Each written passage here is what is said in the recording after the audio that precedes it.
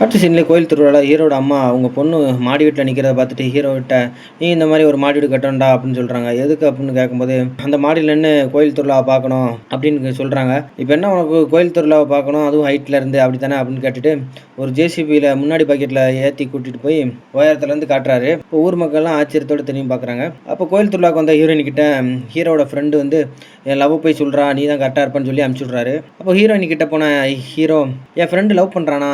உங்ககிட்ட சொல்ல சொல்லி என்ன அனுப்பிச்சு விட்டுருக்கான். ஆனா நீங்கலாம் அவனுக்கு செட் ஆக மாட்டீங்க. நீங்க எவ்வளோ அழகா இருக்கீங்க. மலர் டீச்சர் மாரி இருக்கீங்க" அப்படின்னு சொல்றாரு.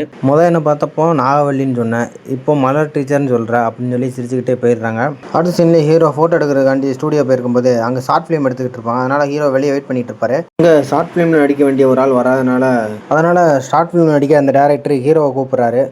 ஆனால் ஹீரோ மூஞ்சில தழும்பு இருக்கிறனால நான் வரல அப்படின்னு சொல்கிறாரு. எப்படியோ பேசி அந்த டேரக்டர் ஹீரோ நடிக்க கூப்பிட்டு போய் நடிக்க வச்சுறாரு. ஷார்ட் ஃபிலிம் முடிஞ்சதுக்கப்புறம் அதை பார்த்துட்டு அந்த டேரக்டர், "நீங்கள் நல்லா தான் நடிக்கிறீங்க. நீங்கள் ஏதாவது படத்துக்கு சான்ஸ் கேட்டு பார்க்கலாம்ல" அப்படின்னு சொல்லி, "ஒரு ஆடிஷன் நாளைக்கு இருக்குது. அதுக்கு வேணால் போய் பாருங்கன்னு" சொல்லி சொல்கிறாரு.